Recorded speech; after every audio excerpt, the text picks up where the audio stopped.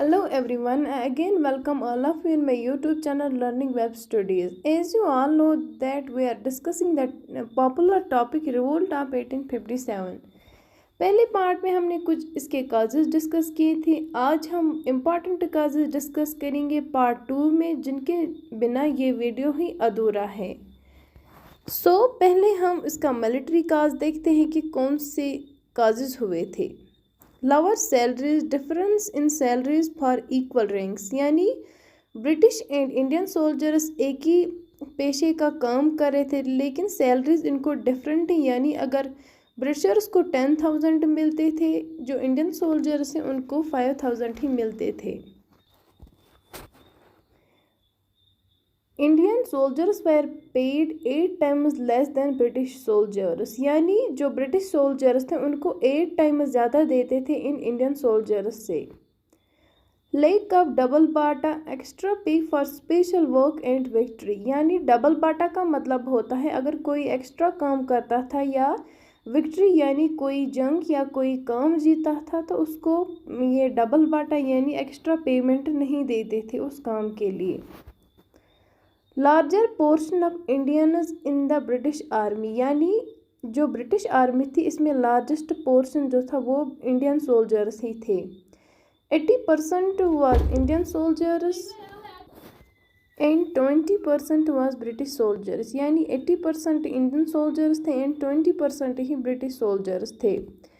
Fault distribution of army space and safe place were given to the British soldiers, यानी जो इनका head था उनको ये लगता था कि सेफ एंड सिक्योर प्लेसेस वो ब्रिटिश सोल्जर्स को देते थे, जो खतरात यानी जहाँ पे खतरा होता था और जो पोल्यूटेड प्लेसेस होती थी वो उनको इंडियन सोल्जर्स को देते थे।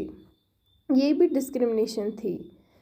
Poor performance of the British troops without the support of Indian soldiers, British army was weak, this was realised by Indian soldiers, यानी इंडियन सोल्जर्स के बिना जो ये ब्रिटिश सोल्जर्स थे वो अधूरे थे, ये रियलाइज़ किया था इंडियन सोल्जर्स ने।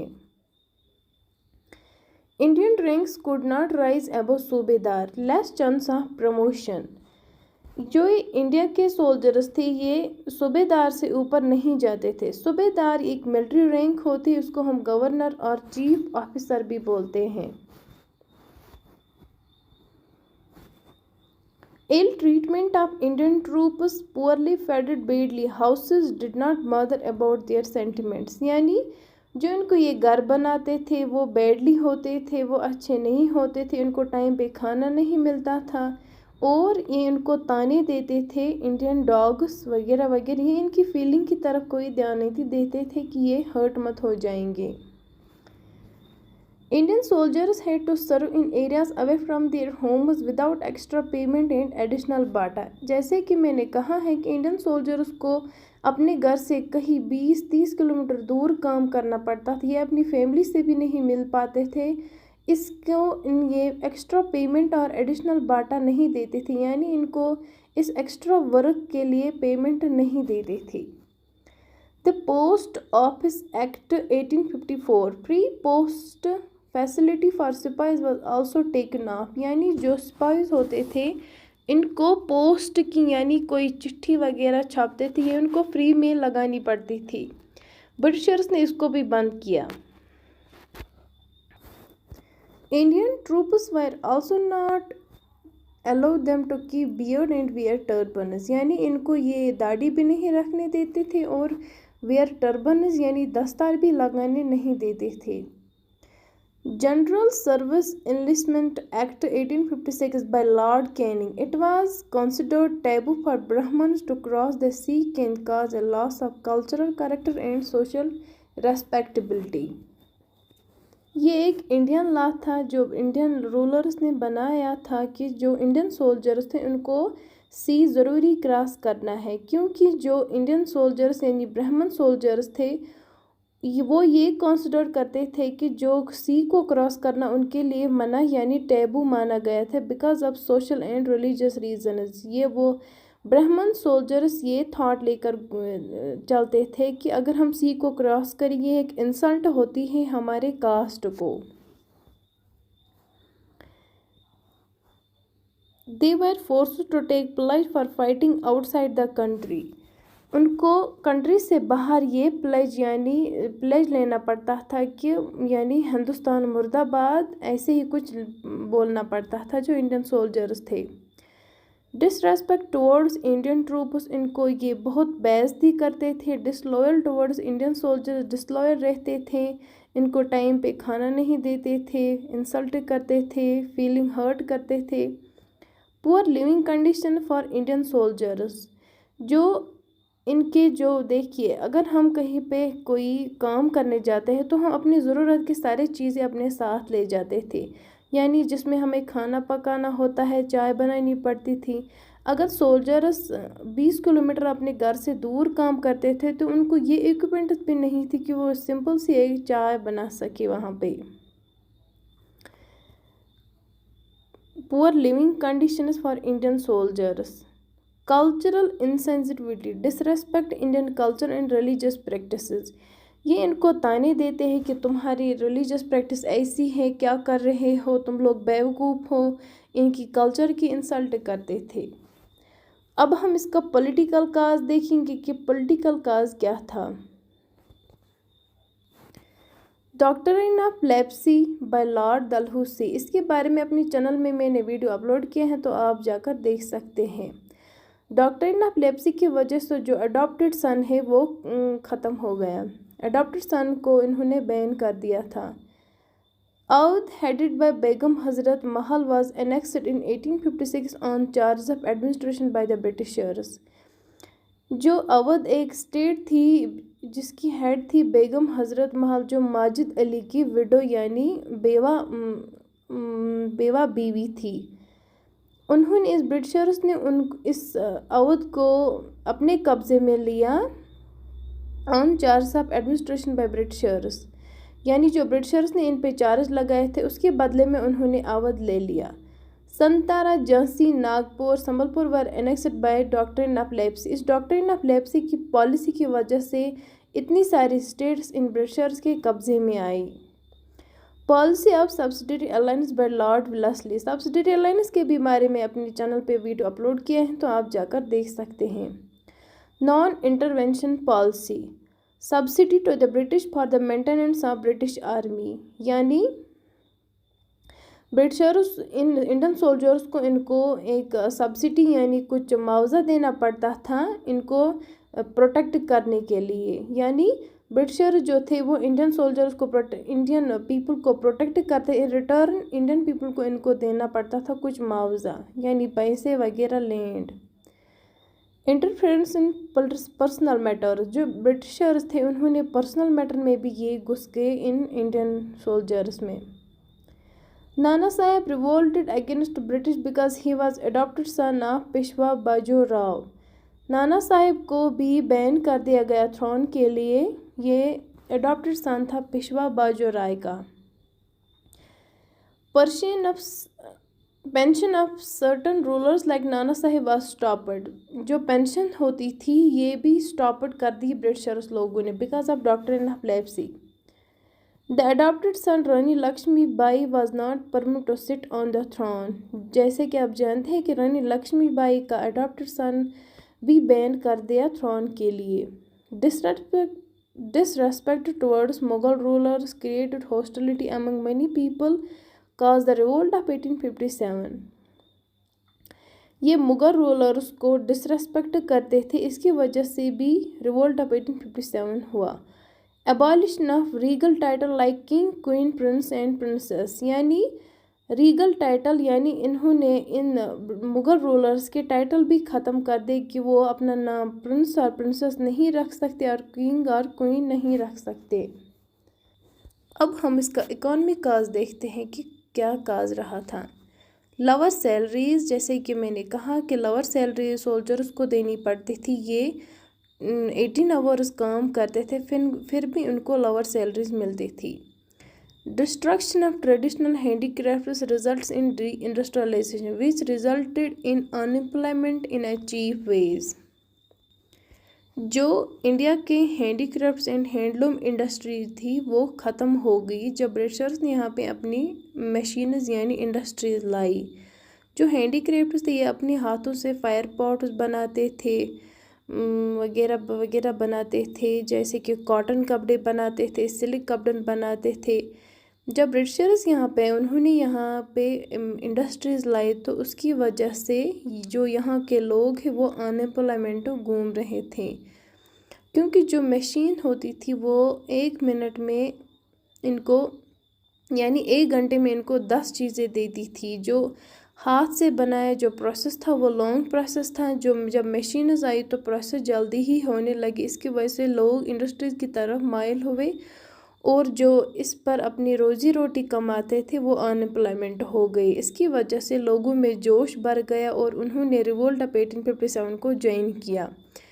डिस्ट्रक्शन ऑफ इंडियन मार्केट, इसकी वजह से इंडियन मार्केट भी डिस्ट्रक्शन हुआ, यानी जब इंडस्ट्रीज़ आई तो इंडियन मार्केट भी ख़त्म हो गए। जो ब्रिटिशर्स थे वो यहाँ से सारा रॉ मटेरियल ले जाते थे और वहाँ से फिनिश्ड गुड्स लाते थे। ड्रेन ऑफ वेल्थ, आपने ये पढ़ा ही होगा, मैं इसके बारे में एक अलग लेक्चर बनाऊंगी कि ये ड्रेन ऑफ वेल्थ क्या था। ये कहा जाता है कि जो सारी वेल्थ है ब्रिटिशर्स ने अपने देश में ले ली और वहाँ से फिनिश्ड गुड्स लाते थे, यानी उन्होंने इंडिया को एक ड्रेन ऑफ वेल्थ उन्होंने इंडिया को ड्रेन किया। जो यहाँ की सारी वेल्थ है वो अपने देश में ले गए, चोरी ले गए। डिसकंटेंट अमंग ज़मींदार्स में भी डिसकंटेंटमेंट यानी जोश बढ़ गया, ज़ील बढ़ गया, क्योंकि उनको टैक्स देना पड़ता था इन ब्रिटिशर्स की तरफ। Import of British finished good, जैसे कि मैंने कहा है कि एक्सपोर्ट करते थे, यहाँ का सारा जो रॉ मटेरियल निकलता था वो ब्रिटिशर्स ले जाते थे और वहाँ से अपने फिनिश्ड गुड्स लाते थे in a cheap ways. Heavy taxation यानी टैक्स बहुत ज़्यादा होता था, लोग उतना कमाते ही नहीं थे जितना इनको टैक्स देना पड़ता था। Custom duties were imposed on Indian goods. Custom duties का मतलब होता है ये टैक्स इम्पोज करते थे जब कोई प्रोडक्ट इंटरनेशनल बॉर्डर्स पे बेचते थे, यानी beyond the borders. Land revenue even during famines and epidemics, यानी इनको रेन्यू और टैक्स फिर भी देना पड़ता था अगर इनकी फसल ख़राब हो जाती थी और कोई बीमारी भी फैल जाती। कोई भी सिचुएशन हो, यानी इनकी सिचुएशन अगर ख़राब हो या अच्छी हो तो भी इनको टैक्स देना पड़ता था इन ब्रिटिशर्स की तरफ। Weavers and craftsman become unemployment. Craftsman वो होते हैं जो हाथों से कुछ चीज़ बनाते थे और वीवर्स वो होते हैं जो क्लॉथ वगैरह बनाते हैं, वो भी अनएम्प्लॉयमेंट घूम रहे थे। Inhuman treatment towards Indigo cultivators, जो इंडिगो कल्टिवेटर्स थे उनकी तरफ भी ये ब्रिटिशर इनह्यूमन बिहेव यानी बहुत गंदा बिहेव करते थे। लॉस ऑफ जॉब्स, बहुत सारे लोग अनएम्प्लॉयमेंट हो गए। सबसे ज़्यादा जो डेडली इफ़ेक्ट हुआ इस रिवोल्ट ऑफ 1857 का वो था लॉस ऑफ जॉब्स, यानी अनएम्प्लॉयमेंट इतनी ज़्यादा बढ़ गई थी कि लोग हुशा मुशा करके रिवोल्ट ऑफ 1857 में ज्वाइन हो गई। यानी उन्होंने उन सभी लोगों को सेकंड थॉट ही नहीं आई जब वो रिवोल्ट ऑफ 1857 को ज्वाइन कर रहे थे। हाई रेट ऑफ टैक्सेशन, यानी अब हम ज़मींदारी सिस्टम देखते थे, ये क्या था। रॉयतवारी system, it is the system where peasants directly own their land and pay taxes. The word rayat is an Arabic word which means peasant or cultivator. Was introduced in 1820 in Tamil Nadu by Captain Alexander Reed and Sir Thomas Munro. यानी रोयतवारी का system ये है कि ये peasant directly land खरीदते थे और directly ही पे टैक्स करते थे ब्रिटिशर्स को। अब मालावारी सिस्टम क्या था। It is the system where village own the land and village man pay taxes on behalf of everyone. Landlord zamindars represents the whole village. इसमें क्या होता था, सारी विलेज ज़मीन खरीदती थी और विलेज का जो हेड होता था वो पे टैक्स करता था। जो ये विलेज का मैन पे टैक्स करता था वो रिप्रेजेंट करता था इस होल विलेज को। लैंड रिन्यू पॉलिसी, जो लैंड रिन्यू पॉलिसी थी वो बहुत सख्त थी। ऐसी भी सिचुएशन आती थी जब इनको इन पॉलिसीज़ की वजह से मुश्किल सामना करने पड़ते थे, लाइक इन ड्रॉट्स अगर होते थे यानी खुशक साली हो जाती थी, फेमाइन्स आते थे, उसमें भी लैंड रेवेन्यू यानी इनको टैक्स देना पड़ता था। इसकी वजह से बहुत परेशान हो गए थे लोग। Economic hardships of soldiers. Economic hardships of soldiers इसका मतलब है जो सोल्जर्स थे वो बहुत हार्डशिप यानी उनके पास खाने के लिए भी पैसे नहीं होते थे। वो जो सैलरी उनको मिलती थी उसकी वजह से भी वो अपना पेट नहीं भर पाते थे, अपनी फैमिली का क्या भर पाते। फेमाइन्स एंड टैक्स डिप्रेस। फेमाइन्स आती थी और टैक्स डिप्रेस लोगों में था और फेमाइन का भी डर था। सोशो रिलीजियस काजेज हम देखते हैं कि ये क्या थे। विडो रिमैरेज एक्ट वर अनपॉपुलर अमंग ऑर्थोडॉक्स हिंदूज।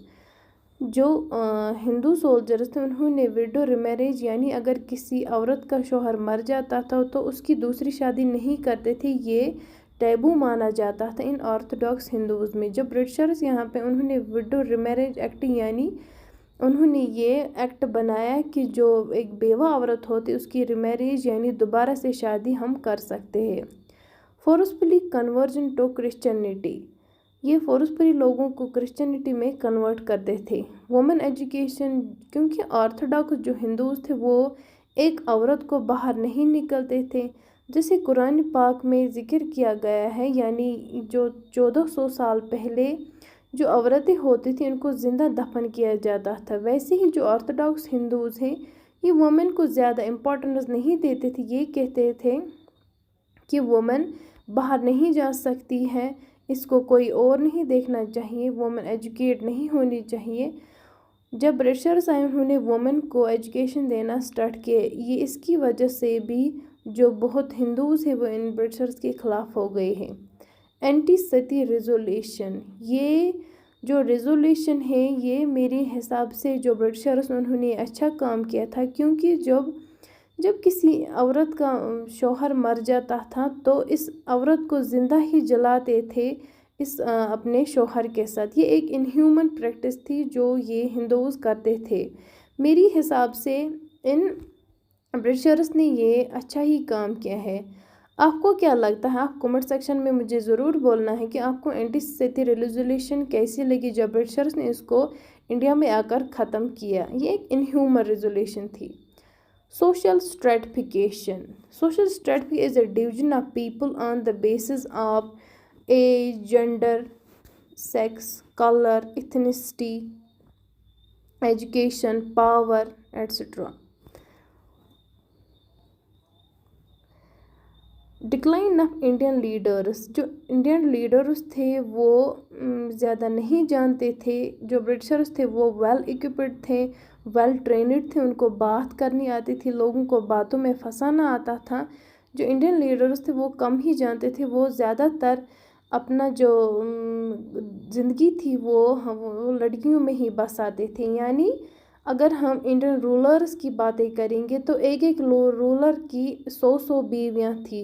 वो मतलब मस्त की ज़िंदगी गुजार रहे थे। जो ब्रिटिशर सोल्जर्स थे वो सोचते थे कि कब किस टाइम पे कौन सा काम होगा। Disrespect to Indian religious practice. जैसे कि मैंने कहा ये रिलीजियस प्रैक्टिस इंडिया के जो थी वो उनको डिसरेस्पेक्ट करते थे। इंटरफेरेंस इन रिलीजियस रिचुअल्स। जैसे कि इन्होंने जब ब्रिटिशर्स ने जब एंटी सती रेजोल्यूशन वुमेन एजुकेशन को इम्प्लीमेंट किया, इसकी वजह से इन्होंने ये एक इंटरनल अफेयर था इनका, इन्होंने इसमें भी दखल दी। इसकी वजह से लोगों में बहुत जोश भर गया। Religious bias. Indian think British want to convert us into Christianity. जो रिलीजियस बायस था इंडियन लोगों का, ये कहते थे कि ब्रिटिश जो है ये हमें कन्वर्ट करना चाहते हैं क्रिश्चियनिटी में। Christianity missionary pose like tax on मंदिर एंड मस्जिद। उन्होंने सबसे ज़्यादा फसाद इससे हुआ जब उन्होंने मंदिर और मस्जिद पर टैक्स इम्पोज करना शुरू किया। अब हम इसके इमीडिएट काजेज़ देखते हैं कि जल्दी जल्दी इसके इमीडिएट काजेज़ क्या थे। Use of cartridge made from cow and pig fat, rumour in a new Enfield rifle. जैसे कि मैंने कहा है कि जो एक रफल बनाई गई थी इसमें पिग और कव फैट था जो फॉरबिडन हुआ था मुस्लिम्स एंड नॉन मुस्लिम्स के, जो इस इनफील्ड रफल में था। ये एक बस अफवाह हुई थी, ये इसमें फुल एविडेंस नहीं है कि ये सच में हुआ था। Pig fat was respectively offensive for Muslim, जैसे कि आप जानते हैं। Cow fat was respectively offensive for Hindus, ये भी आप जानते हैं। Before the shoot the both Hindus and Muslims had to open और cut it in place of the bullet, जैसे कि मैंने कहा है कि हिंदूज एंड मुस्लिम सोल्जर्स को इसको काटना पड़ता था बुलेट को निकालने के लिए। To shoot to touch this fat by their mouth was against their religion and hurts their sentiment, चूँकि इसको मुंह से काटना पड़ता था, जैसे कि आप जानते हैं कि मुंह एक पाक चीज़ होती है, इसकी वजह से ये हर्ट करता था इनकी सेंटिमेंट्स को। Official language Persian language were replaced by the English, it affected a lot. जो पर्शियन लैंग्वेज थी वो रिप्लेस कर दी बाय इंग्लिश, यानी ब्रिटिशर्स ने इंग्लिश को इम्प्लीमेंट किया। Some Muslim elite joined revolt thinking they could reestablish it, जो इंडियन मुस्लिम्स थे उन्होंने रिवोल्ट को इसलिए ज्वाइन किया, वो कहते थे कि हम री-एस्टेब्लिश हो जाएंगे, यानी हमारे लिए एक अलग स्टेट मिलेगी। Mangal Pandey was arrested and hanged to death, जो मंगल पांडे था इसको भी पकड़ा गया और फांसी पे लटकाया गया। First person to revolt at Barrackpore Bengal, he killed 2 British officers Hewson and Baugh, यानी जो यही मंगल पांडे थे ये बैरकपुर का था, इसने 2 ब्रिटिश ऑफिसर्स को मारा, Hewson and Baugh. Revolt at Lucknow, revolt at Bihar, revolt at Kanpur, revolt at Bareilly, यानी इन चारों जगह पे भी रिवोल्ट हो गई, यानी धीरे धीरे ये सारी जगहों पे फैल गया। So this was the revolt of 1857 causes. If you guys understand, then comment below. We will see the next video. Till then, thanks.